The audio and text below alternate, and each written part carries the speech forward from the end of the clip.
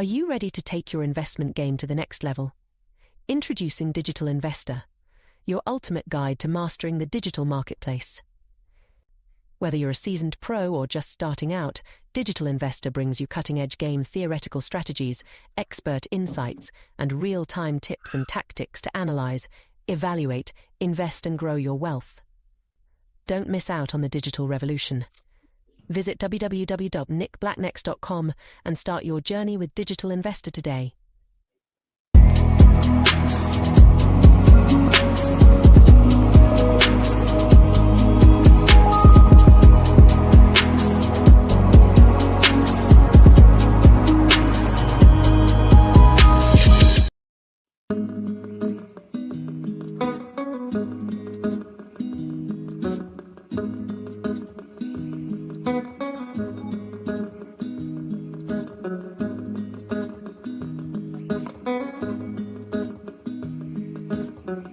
Brandon! Whoa! Whoa! Whoa!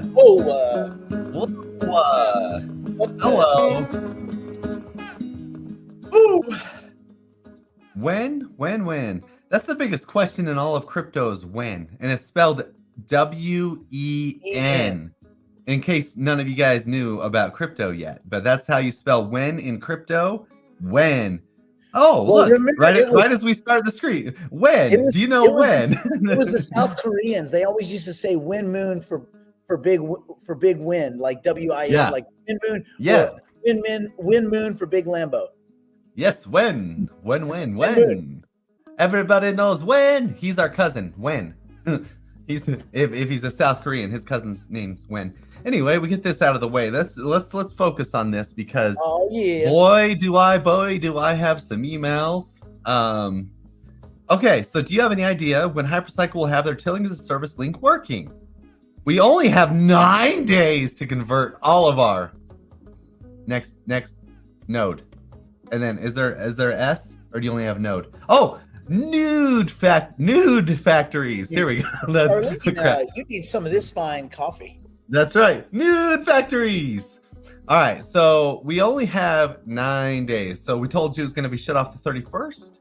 So basically, I told you guys I would make a video on how to connect your node factory to the tiller over the Hypercycle DApp. I have not done that. Reason being, their tiller is not working. So as soon as their tiller starts working, we'll connect that. Let me tell you the doomsday scenario, right?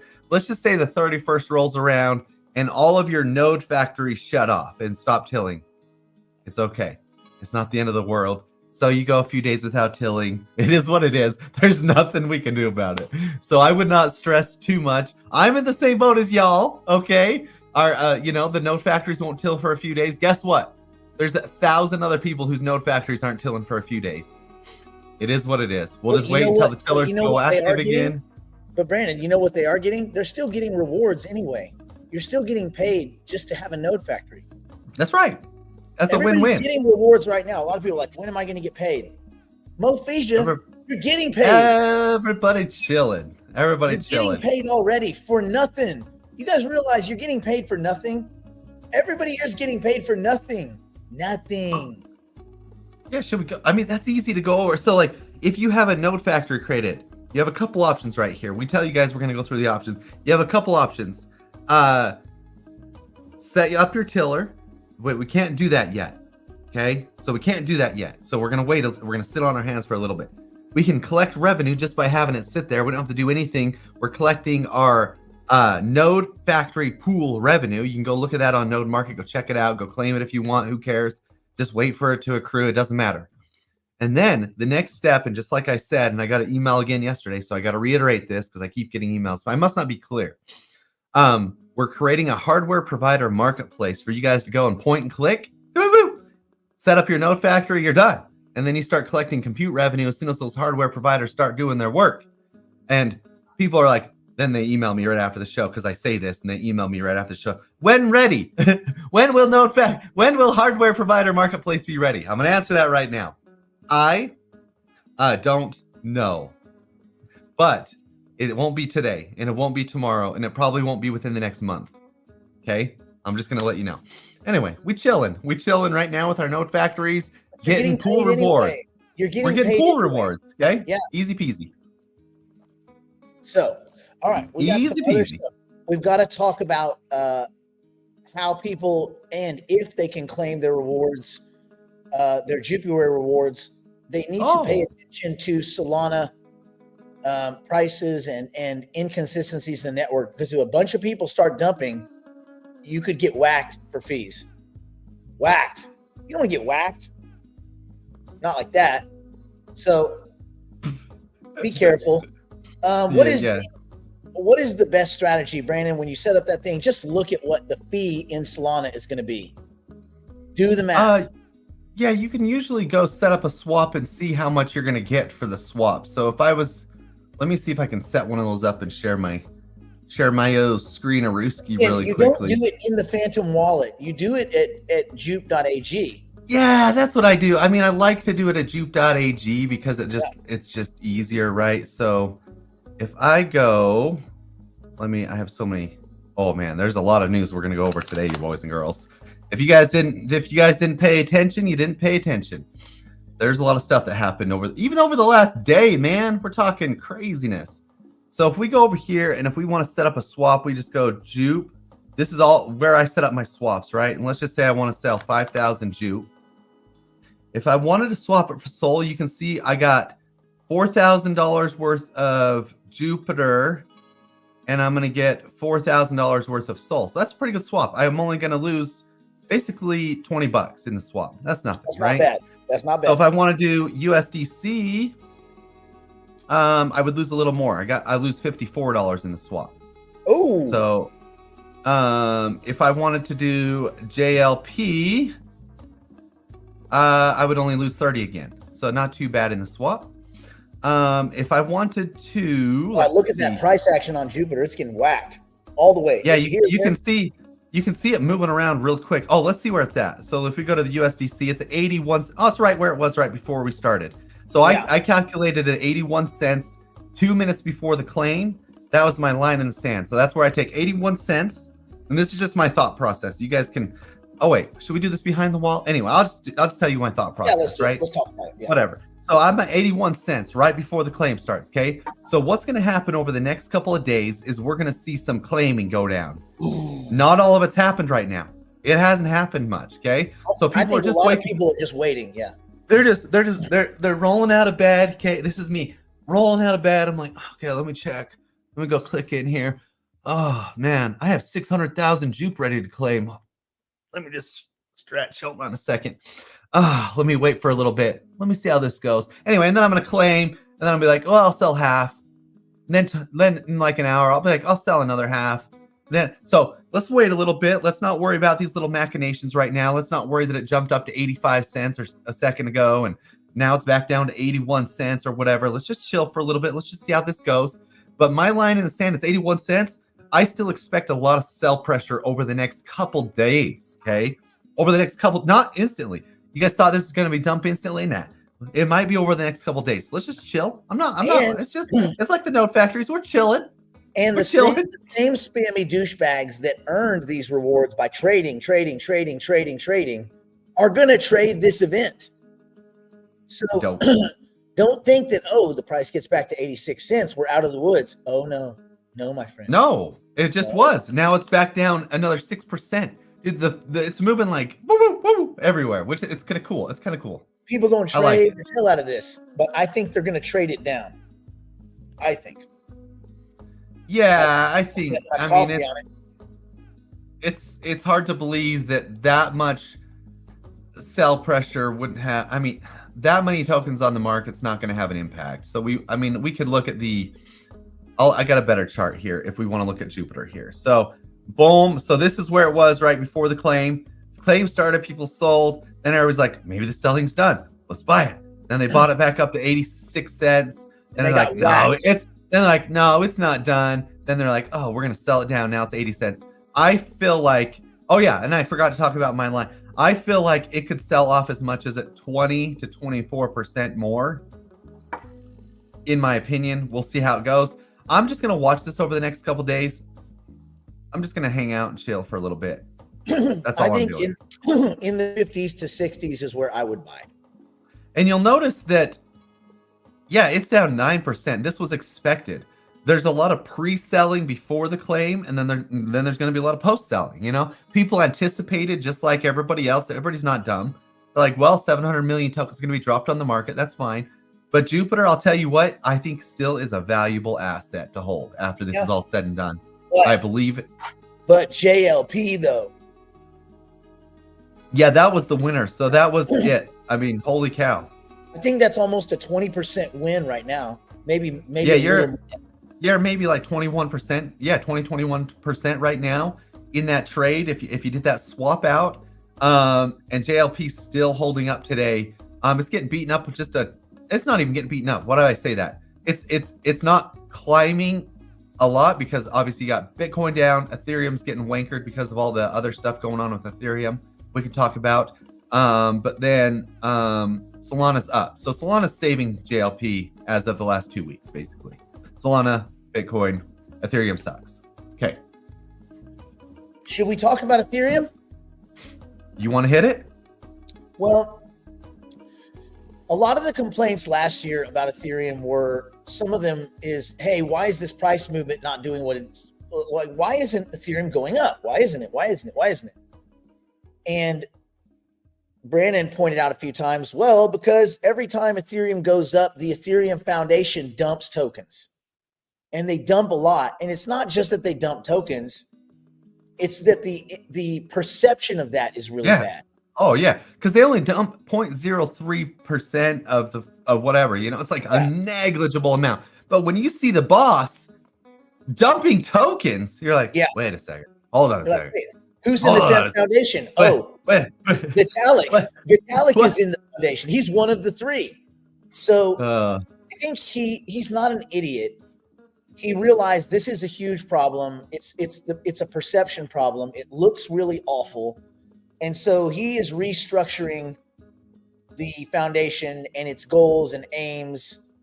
And that's kind of, it's got to be, for him, it's got to be a little bit egg on the face. Like the Ethereum kind of upper echelon has been successful financially for themselves.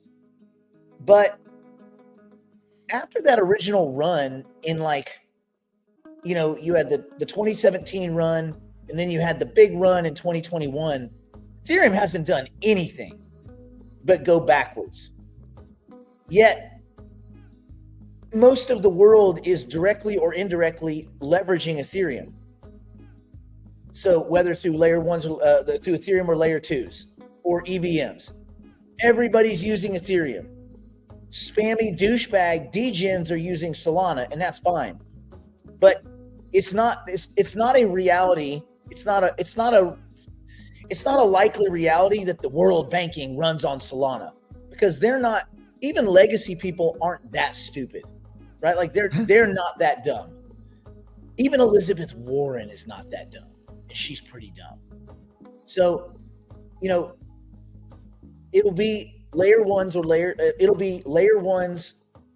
similar to Ethereum or Ethereum and its layer 2 ecosystem that most of the world sits on top of. And it looks like everybody builds on the op stack indirectly or directly, either through optimism or on base, which is on the op stack also. So Ethereum's here to stay, but they had the fee problem. Their fees were terrible. And every time there's network activity, it's terrible and no one wants to use it. And then when people do want to use it, that's because the price is down and no one wants to invest in it. And yet you have all these VCs and hedge guys that are pouring into it because they're trying to get that next big run. And then the Ethereum Foundation, every time there's any momentum in the token, they crap all over the market psychologically by selling token. And that's all that anyone looks at. So Vitalik endeavors to fix that. What would you add there, Brandon? Well, there's a lot. He came out, just like Nick said, he came out yesterday, said he's going to restructure. Basically told the whole Ethereum Foundation team they're idiots, I guess, in a simple term. And he says, we're going to get a proper board online. But until then, he's taken charge. So he's basically said, "This is my token." He's like, "Quit bugging me." he's like, he goes off. You should see the threads and stuff. Anyway, he's like, "You're making my job super hard." He's like, my head can only get so big. I'm in charge. Just let me run my ship. Blarty blarty. Anyway, so in response to this, Justin Sun comes out. And you said you started like Justin Sun, right? He's growing on me. He's growing. Okay. So this is what he says. He said if the Ethereum Foundation, Ethereum One, are my leadership, ETH would be $10,000. My first week plan: halt the ETH sales immediately and optimize revenue, which I agree with. Yep. I don't think the Ethereum Foundation needs to be selling ETH every time it hits a new micro peak of a whatever. They sell like 100,000 Ethereum or whatever it is. This would help with sentiment. This would help with, hey, the Boston sell. This is like a no-brainer. This is so stupid. It's a no-brainer. But when Justin Sun says it, anyway, he says number 2, and I don't know how this would work. He's going to heavily tax layer 2 solutions immediately. Yes. Significant taxes will be imposed on all layer 2 projects, ensuring Ethereum generates at least 5. Yeah, why don't they? Okay, it will generate 5 billion annually in taxes. Whether it's in stable, and I think that would be a split depending on how the layer 2s work, obviously, right? At least 5 billion annually in taxes, whether it's stablecoin or tokens. All collect taxes will be used to repurchase ETH and burn it. Okay, so it's a buyback plan with their taxes that they're going to generate, which increases the price of ETH, because it's not a meme coin burn. When they do a buyback program and then they burn the ETH, that's real. That's like a burn. Okay. Yeah, that is a anti-debasement effect. Yes, it's perfect. Okay, so streamline the Ethereum Foundation operation. Staff will undergo a drastic downsizing, which that's what happened with Twitter. That's the Elon Musk thing, right? That makes sense to me. Retaining only the most capable team, because I think there's a lot of fluff in these foundations, in these DAOs, in like all these crypto boards. There's a lot of fluff, and because everybody hires their buddy from high school. Yes, and they're smoke about nothing. And then they're all getting a allocation. They're all getting a little percentage here and there, and of that $100,000 sell, 100,000 ETH sell every 3 days, they get their little chunk. The remaining employees will receive a significant salary increases, which that's good, because that motivates the people that are actually efficient at doing their job. Transitioning the Ethereum Foundation, into a purely merit-based system that rewards performance and results. Perfect. Done. Okay, so he's going to adjust rewards, increase fee burns. Node rewards will be reduced, and more emphasis will be placed on fee burning mechanisms. This ensures Ethereum remains deflationary. Ethereum being deflationary, I think it's a better. You don't want Ethereum to be inflationary to the point of Doge. That's for sure. Focus exclusively on layer 1 and ETH. So he'll focus exclusively on layer 1. That makes sense. So why does Vitalik? Yeah, that was Vitalik's huge mistake over the last year, is pushing all the focus to layer 2s. Okay, why not focus on ETH and optimizing ETH as a layer 1? That's just what Justin Sun said. All resources will be redirected towards Ethereum's core layer 1 development, prioritizing scalability, security, and adoption, and ETH reaches $10,000. I don't disagree. He said, if these changes were implemented, and I don't disagree with this, he said ETH is poised to break 4,500 within the first week. And I 100% agree. 100% agree. So, Son for Ethereum founder. Oh, wait, we can't do that. No, but the next step, here we go. You're close. Okay, go on. You're close. Lido founder. So this is Konstantin, although I think I'd rather have Justin. Konstantin Lomashuk, founder of Lido and the P2P.org, creates a second foundation for Ethereum. So he launched that 18 hours ago. So he's going to go compete with the actual Ethereum Foundation. This is fantastic. I mean, how can you compete for a foundation when you don't have foundational rewards and tokens and all that kind of stuff? Like, yeah, I mean, there is some, but I think this is more of a decentralized CTO type effect is what this would be. So I don't know how much, if you don't have the keys to the wallet, can you really do what he's trying to do? What effect can he change? And also, just looking at him, I don't trust his internet search history. I mean, brutal. That's true. Would you let that dude drive your kids to work? Oh man, Constantine. No. You shouldn't have worn the If he DV. The DV and the sweater didn't work well with him. I don't know if that's he was a bus driver, would you let your kids get on that bus? Hell no. Flip a nation. Yeah. So if you see ETH has a leadership problem. ETH as a layer 1 almost has, it's really good. Like ETH is great. Like it's the most used layer 1 bar none. ETH has a leadership problem and it has an Ethereum foundation problem. So you saw a max exodus of supporters, validators leave yesterday because they're developers. Yeah, developers. They all left yesterday because of all this shenanigans going on. And it's like, yeah, I mean, probably justified. If I was Vitalik, here's what I would do. I would get out my notepad. I would go over to Justin Sun's post and I would be like, copy and paste. Hold on a second. Hold on. What was number 1? Okay, You know what's funny? That was good. Justin Sun copy and pasted parts of the Ethereum white paper for the Tron white paper. Yeah. And now it looks like Vitalik needs to copy and paste all of his of Justin Sun's ideas and just put them on the website. Like this is what we're doing in the Ethereum Foundation. If he copy pastes this, we see a $6,000 candle on ETH like day 1. I mean, day 1. How funny would that be? Now, my worry is that Vitalik he's too prideful to do anything that Justin Sun would recommend. Like his ego, Vitalik has a huge effing ego. I mean, he really does. And we knew this a year or two ago whenever we were looking at layer 2s.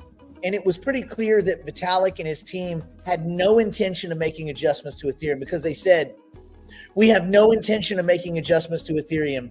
We're going to let that'll be the job of the layer 2s. These guys got lazy. Vitalik and his team got lazy. He was going around the world with his stupid microphone thing, doing rap songs and crap. He was meeting Putin. He was living the good life because he personally is rich, while everybody else dwindled. While the network dwindled. Oh, we'll just let layer 2s do it. Just let layer 2s do all the work. Okay, cool, but why would I hold Ethereum if you're going to just let layer 2s do everything? Why do I need Ethereum? Oh, well, it'll reconcile that. It'll be good for the community. Dude, talk about not knowing what color the sky is. He effing blew it. He blew it. So what would be interesting is if he can wrestle it back, because I think he's lost a lot of credibility. I don't think he has. That's his biggest problem, though. I don't think he has the social awareness to be able to understand that. He's too smart for his own good, as far as that goes. So that's the issue. Well, I don't know. He needs a PR person. He needs a PR person to be running all of his stuff. He needs somebody to get on his Twitter and be like, "Oh no, don't tweet that. Here, let's say this instead. Let's smooth this over." He's super smart. He's a genius. How about get off the talk circuit where you look like an idiot anyway? Because guess what? No one understands what you're saying, you mumbling douchebag. That's a PR person. A PR person would help with this. Yeah. So since no one understands what the truck you're saying anyway, stop going to conferences like an a-hole and fix your effing network, dummy. Big old headed dummy. You can throw a softball in any direction and hit him in the head. Dude, that's so weird. I threw one behind me the other day. It hit him in the head. He's like, ouch. He went, He's like, ow. I'm like, how'd that happen? Ow. How? Sell Ethereum. Ow. Sell. Ugh. So anyway, yeah. That was a lot yesterday. That was a lot. So it's like he's become the idiot on the other side of Charles Hoskinson becoming the crybaby. I mean, so who's left? Joe Lubin, he's been fine. He's been quiet. He just builds, MetaMask and just makes it better and better and just pockets cash. Who else? Well, you have the Polkadot nightmare, that complete mess that is Polkadot. So that's Gavin. I think I pretty much covered all the main the main founders and co-founders of Ethereum. They're a bunch of jackwagons. They're all a bunch of whiny jackwagons. But I do like what Justin Sun said about the tax on layer 2s. Why do they get to just crunch transactions, keep fees and all that? Why do fees not revert back to Ethereum if you're leveraging Ethereum? Oh, 100%. I think the amount of fees to go to Ethereum is like so negligible. I couldn't even find it almost one day when I looked. Joseph, what do you think we're doing, buddy? What do you think we've been doing for the last 20 minutes? Whoa, Joseph. What do you think we've been doing? I love this guy. Joseph cracks me up. He's so funny. So yeah, I think they will make changes. I also think that the Ethereum price will be fine regardless of what they do. I don't think it matters all that much because the BlackRocks and stuff are going to punch it through anyway. Anyway, that's my thoughts. I mean, they didn't set up an Ethereum. Look, they didn't look at the Ethereum ecosystem, push for an Ethereum ETF, leveraging Vitalik. Like, well, we hope Vitalik plays ball. Because 13 seconds of looking at him and you're like, this is not a dude we can count on. This whack job is not someone we can leverage. However, we can leverage the fact that Ethereum is everywhere. And I would not be surprised if there weren't calls from people at BlackRock to Vitalik, directly or indirectly, saying, you guys got to get your S in order because you guys look like a bunch of fools. We put a lot of money into this. You're not going to make us look like fools. You're going to get right, or you're going to have a plane crash. Planes crash all the time, Vitalik, especially these private planes that you fly on with your big ass head. So my guess is he'll get a case to act right. And I don't think this is his idea either. I think this is this reminds me of something like that should almost happen to Cardano. I just kind of wonder if he shouldn't be in charge in any way, shape, or form. The Ethereum Foundation needs redone. They need new leadership in there, and Vitalik just needs to be kind of sitting in the chair as a worker bee. He needs to be a seat like a chief technology officer or something. He's not like Charles. Charles should be out, right? Vitalik's smart enough to stay. Yeah. Vitalik at least he can stay. He can work, he can do his thing, but like he needs to hire up. He needs to hire. That's one of those situations where you read all those leadership books, hire people who are smarter than you in capacities that you're not that smart in, right? He does his Ethereum stuff just fine, but everything else he should hire up. You want to know what's funny? That's the one thing Mario said ever that, as Dow Mario, he did tell me a while back, he's like, I don't like Cardano because Charles is a crybaby. Nailed it. Oh, Mario. That's one for Mario. Hey, one for Mario. Hey. Negative. So it's 1 in 794. But yeah, that's not bad. He's fighting out of the trenches right there. He's gonna pile on out of there, isn't he? He's fighting above his weight class. Okay, right. Why don't we go behind the wall and talk about? It was a pretty crazy. The last 24 hours, as far as the Trump administration, a lot of people got out of jail yesterday. Oh my gosh, dude! Oh my gosh! Yeah, let's go behind the wall. Let's finish this. Let's go behind the wall. Let's figure this out. What we think the markets are going to be, reactions are going to be. And we'll clarify some of your hypercycle questions. It's yesterday's thing with Tufi was unnecessarily complex, and it didn't need to be. Tufi's working on messaging. He's getting better at messaging, but right now he has a lot of stuff in his head. And when you ask him, he's a genius. He's a genius. Yeah, really. He goes on this like big journey, and people are like, "Look, I just need to know 1 or 0," and he's like, "Well, let me tell you about the difference between 1 and 0." Esoterically, you're like, "No, I just need an answer, buddy. Just a 1 or a 0." So we have some 1 and 0 answers for you. So don't stress. Point and click node management is coming. It's just not here today, and you're getting paid to wait anyway. So we'll talk about that and more stuff behind the proverbial wall. And if you're not going behind the wall, then really you should think of it as like this is a wall of shame, and you're on the shame side and we're on the not shame side. Best side to be on. Yeah, you want to be on the not shame side. So quit being cheap, bro. Sign up. Going behind the proverbial wall now to continue the broadcast privately for the digital investors and digital private clients.